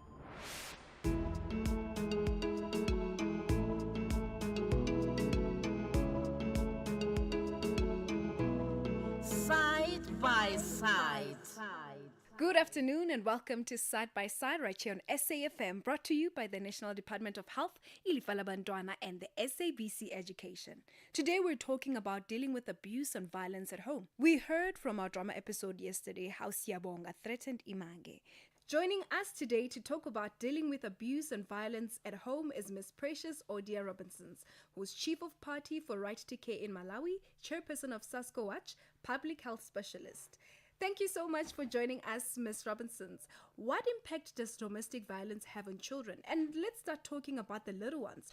I just want to find out what kind of impact does domestic violence have on children living in this kind of homes? Thank you very much for having me. Thank you to the listeners of SAFM and Side by Side. This has got a huge and lasting impact on children. Domestic violence is very daunting. It can destroy the future of a child. Even if they are not directly involved, the abuse happens around them. We need to remember that anything that happens around you, around a child, goes and sits in what we call the subconscious mind. And that is what determines your character, how you are going to carry yourself as an adult. Remember, we have got the super ego and the ego. And those are the things that determines your behavior and your character. And in this case, where there's violence in the family, the child's affected, and this thing goes and sits in the subconscious mind. When these children look at these things happening, they start experiencing emotional, psychological, and behavioral problems. They have anxiety. They start living in confusion. They don't know what is right, what is wrong, who to trust, who relate with. They struggle with trust and relationship later in life. And then at times you find that these children, they tend to build something in them that now determines who they become later in life. It is very important for us as family and community members to make sure that we pick up such signs in children to be able to help them. You know, children who also witnesses abuse in their homes, they can become abusers themselves. That's why you see us having a high number of crime in South Africa, rape. You have people killing people and whatnot. Because this child grew with this thing in him as he was growing up. He saw the violence in the family. And as a result, it tends to make this person the person that they are in the future. And even in relationships, even in relating to other people, they tend to struggle because whatever it is in the subconscious mind comes out when they grow up and defines who they are in later life. More specifically, how can gender-based violence affect a child's growth and development over time? Emotional impact. They start be fearful. They fear anything that looks like something they saw in the family. They become over anxious unnecessarily. They become confused. And then, at times, they don't even trust themselves. They lose self-confidence. Some of these children start bedwetting. You see a child at the age of 12 years still weeing in bed, and you ask yourself what's happening. When you talk to this child, instead of boldly standing up and answering you, they start shaking and whatnot. Those shows you that this child emotionally is not stable. Psychological witnessing violence can lead to long-term issues such as depression. And then some have post-traumatic stress disorders. They start taking drugs just to run away from the sun. Are also runaway children. They run away from home to be away from this thing, just to get a place where they can get shelter and get peace. And then behaviorally, these children start having aggression. They fight with other children. They hit, even if it's not necessary. They can't play peacefully with other children. Or at times, they isolate themselves. At school, you find a child sitting alone in a corner, and you don't even know what's happening. They do not trust anybody. When they have a relationship, they don't trust anyone around them because they don't know whether this person is like the monster that is happening in the family or it's like something else they could trust. They also take long to heal. And like I said earlier on, the impact goes and sits in their subconscious minds and determines who they become in the near future. You spoke about healing. I just want to find out, is it possible for children who have witnessed or experienced violence at home to heal and recover? And what does that journey look like for them? As human beings, we've got different genetic makeups. How you deal with issues depends on your genetic makeup. So children will respond differently. And depending on the extent and the period of exposure, you'll find that they also are responding differently. Some can recover quickly when help is there. Some will not recover at all. It depends.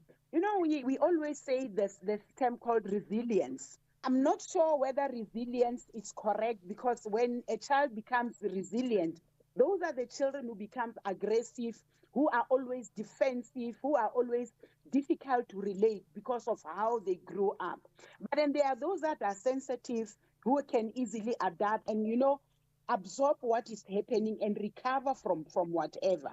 What they need, one, is a good family support. The family needs to support them. The family needs to make sure that they are taken for psychological counseling, psychotherapy with psychologists and social workers. We introduce them to peer support where children who have gone through that and now have recovered are. You take them to child centers where other children are so that they can grow up like children. I think you also need to keep on praising these children, praising them when they start doing progress and they are changing. And I think you also need to, where this family is having a Christian belief, keep on getting some prayer groups and spiritual support from pastors who can reassure and quote scriptures for this. But the main important thing is to bring back the person in this child by counseling and encouraging them to live positively and forget. But a healthy environment is what this child needs for them to be able to recover from the trauma.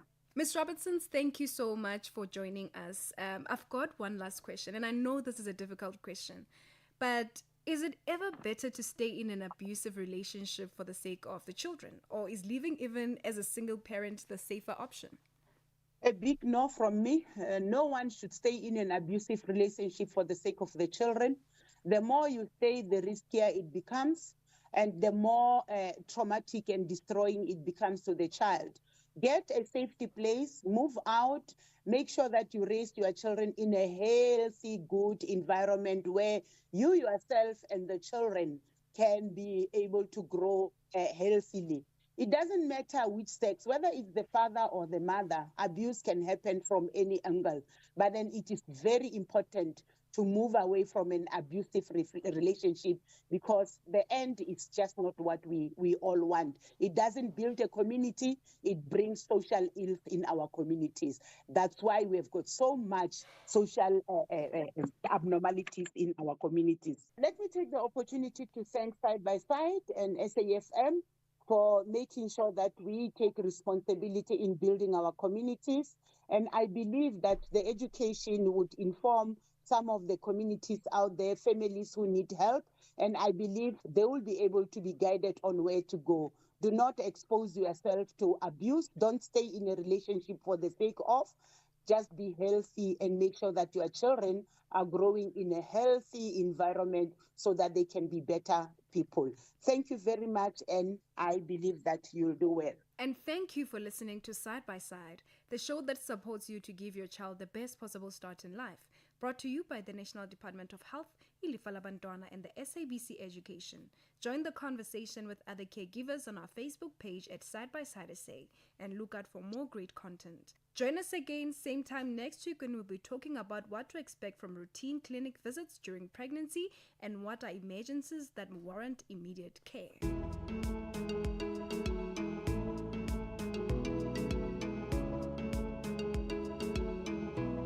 Side by Side. This program was brought to you by SABC Education. Enriching minds, enriching lives. Here, there, and everywhere. SAFM 105.1 FM in Johannesburg.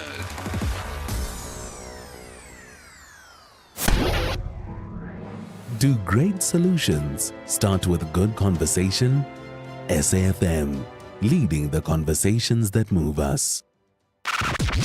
Bertha Charuma on SAFM.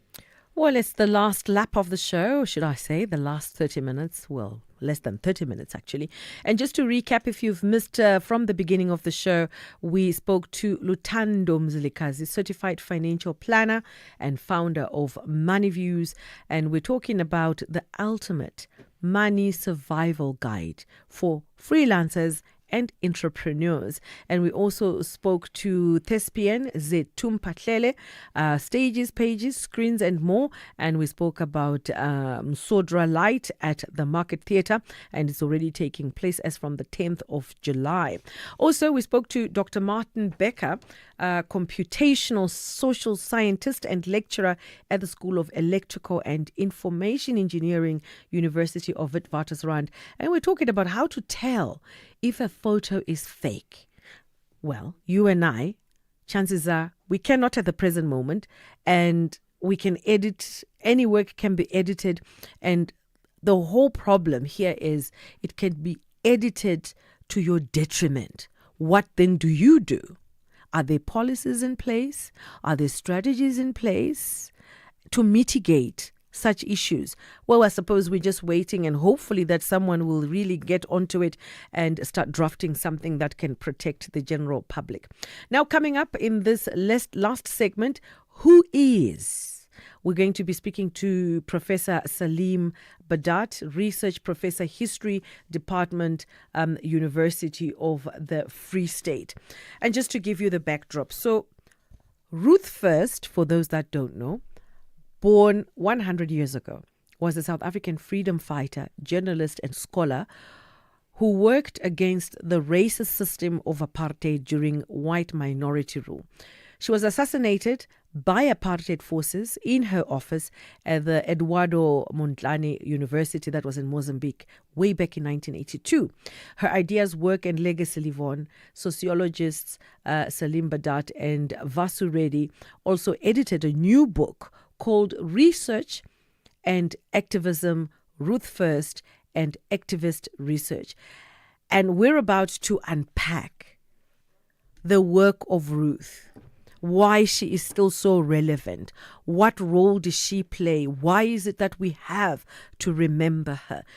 Professor, good afternoon and welcome to the show. Good afternoon, Bertha.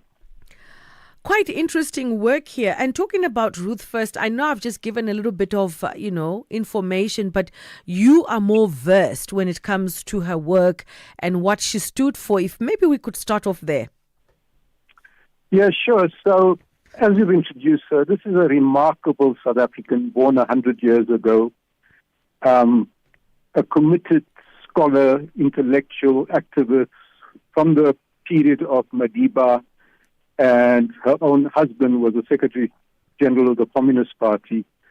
So she's known, but she's also not as well known as she should be for her contributions that she has made in the area of scholarship and thinking. And look, as somebody who played a very pivotal role, especially fighting for our freedom, why is it so crucial for us to keep on going back to history, such as her history and such as her work? I mean, 4 decades later. Sure. So at the personal level, I find her an incredibly inspirational person and a woman and a mother who juggled all kinds of things and also loved beautiful shoes, right? Which is not typical of, how people perceive actors, but she lived life to the full and made an incredible contribution, as we know. So my attraction to her is firstly that she changed the way I thought about South Africa when I was a young student in the 1970s. And she really gave me new tools to understand South Africa and myself become part of the liberation struggle. Secondly, she had a very strong notion, which we express in the book, that silence in the face of injustice is complicity. And this is whether the silence is about silences that have to do with all kinds of negative things in South Africa or globally. For her, you could not be silent when there's injustice. And she very strongly believed also that the power of the people is greater than the power of any government or state. So I find these words really resonate today in South Africa and in the global context of what we're really seeing is populist right-wing authoritarianism in the United States, a kind of U.S. imperialism now that seems to be on steroids, and the general complicity of the West and its allies in genocide in Palestine. I think Ruth First speaks to all those issues. And then the book.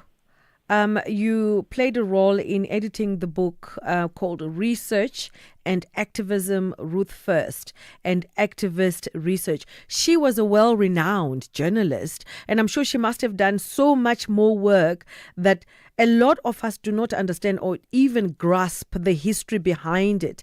Maybe if you could just, if there's anything maybe you'd like to share that stands out, to say, look, as much as she played a role in fighting for our freedom, she did 1, 2, 3, 4, 5 as well. That also needs to be acknowledged.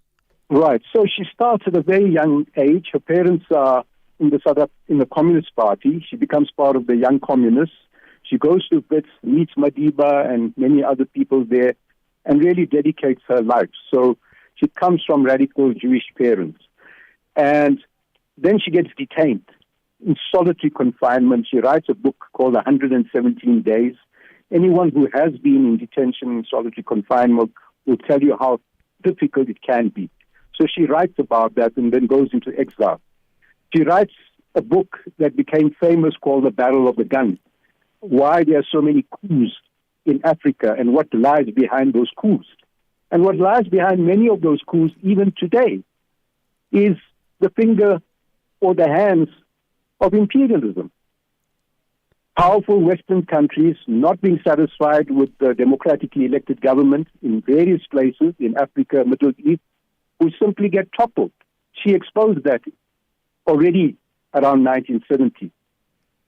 And then she goes on to do a whole lot of other work, which was, in the service of the liberation movement. But the beauty about her, she always did it critically.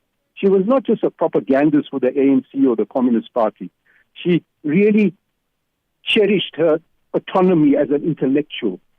And she was also critical of things that were happening in the ANC and the Communist Party and more generally in the Soviet Union in the 1960s and 70s. And then fast forward, she moves to Mozambique because she wants to be in the front line. She makes an incredible contribution there. We hope to go to Maputo, to Eduardo Monlane, to launch the book there, hopefully close by to where she was eventually assassinated. So on many counts, the intellectual contribution she's made, her writing and so on, should make us sit up. One final thing. She used her journalism. Prof, sorry to interject there. Just hold the thought for a second. I just need to go to commercials and then you can pick up the thought. If you think you cannot afford a lawyer, think again. Clientele Legal has made professional legal services affordable for you. Whether it's a civil, criminal, or labor-related matter, we have a nationwide panel of attorneys standing by to assist you. SMS SAFM to 32195. That's SAFM to 32195 and we'll call you back. Clientele General is a licensed non-life insurer and an authorized FSP. Standard rates and terms and conditions apply. We've upgraded. Our new GIS-linked national address database lets us connect with you better than ever before. By visualizing licensed and unlicensed households nationwide, we can ensure timely communication. Our payment reminders are a crucial tool to help you stay compliant and avoid penalties, empowering you to take proactive steps. Efficient electronic communication helps us collect fees seamlessly, bolstering the SABC's mandate in line with Section 27 of the Broadcasting Act. TV licenses. Pay yours. Make a difference. Kathy Mohlahlana on SAFM. In light of what was said by General Mkhwanazi and the fact that Mr. Matlala's profile was now in the public space or raised because of those allegations, then it was also in his interest for him to be moved to CMAX prison. And we were asked, why is this inmate at CMAX? The National Commission then provided a response that no, this offender had to be moved there because we confiscated a mobile phone.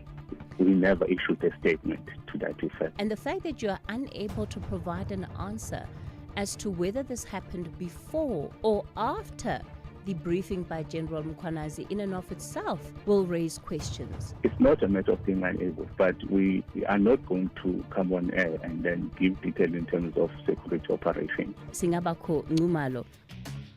If you're ready to talk, I'm here to listen and nothing is off the agenda. You are listening to The Full Circle. And I'm speaking to Professor Salim Badat, Research Professor, History Department, University of the Free State. And we are talking about the book that he played a role in, or he actually contributed in editing the book, Research and Activism, Ruth First and Activist Research. Prof, welcome back. I do beg your pardon for interjecting there. But you were, I hope that we can carry through the thought that you're about to share. Yeah, so the other thing that's really attractive about her was her journalism. So she was the editor of the Guardian newspaper. It was then banned. She became editor of the New Age.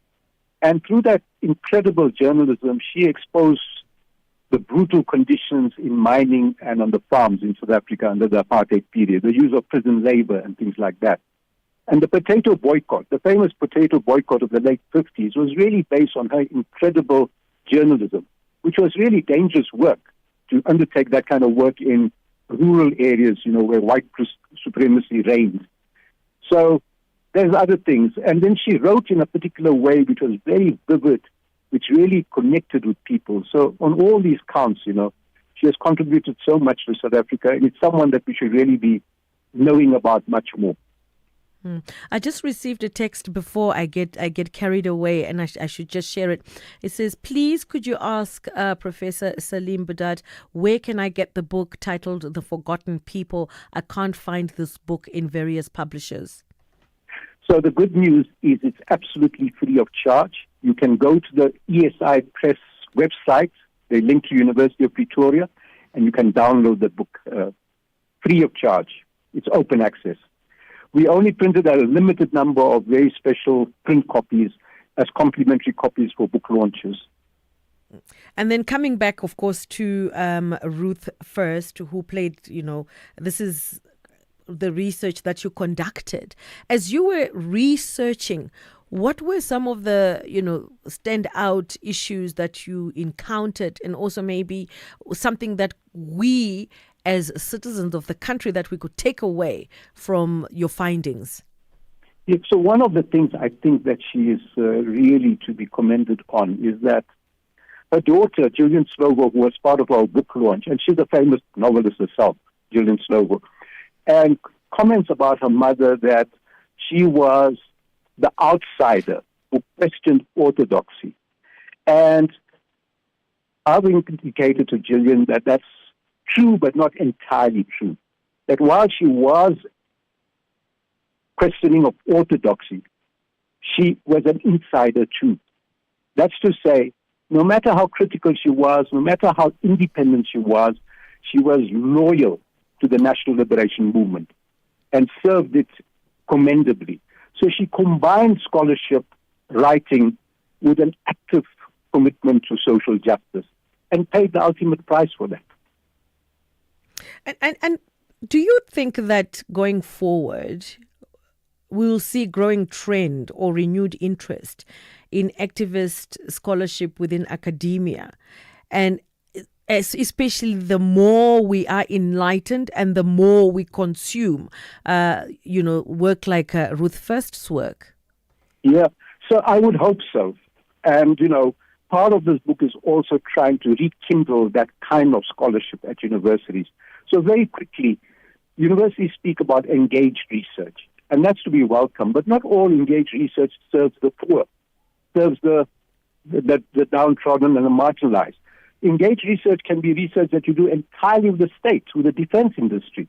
That doesn't serve humans as, social change and so on. Then there's critical research that she represents. But critical research may not connect with social change and social movement. So hers was what we call activist research. It was engaged, it was critical, and it wanted to connect to social movements to bring about change in relations in society. That's Professor Salim Budad chatting to us this afternoon. And I have to say it's been absolutely enlightening, and I've learned quite a bit today. And thank you so much for making time and for chatting to us. That's a research professor, History Department, University of the Free State. Just before I let you go, Prof, I've got a voice note. Let's just squeeze it in before the news. There's a JJ and State Spirit. People like Ruth First should never be forgotten. I think our female struggle warriors are not talked about enough. It's just the name that's passing, like they did nothing. They were just supporting. Instead, they were intellectual in their own. Just like Dulcie September, nobody talks about her. Prof? Agree very much. We need to bring the substance out of these women, not just that they were mothers who were producing freedom fighters, So these were women of substance, and we should be celebrating them, whether it's Ruth Kerr, Charlotte Mapeke, and many others. Absolutely. Professor Salim Badat, Research Professor, History Department, University of the Free State. Thank you so very much and have yourself a fantastic day. Thank you. And bye-bye for now.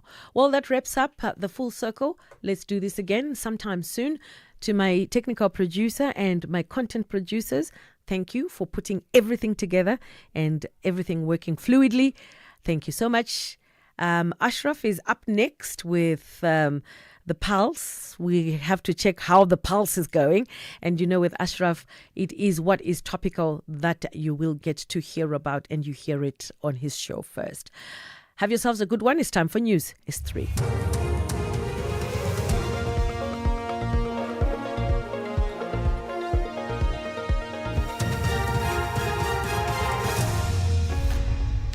Thank you, Bertha and the team. On the top stories, Mkhunu accused of misleading Parliament and high-ranking gang member in Westbury shot and killed.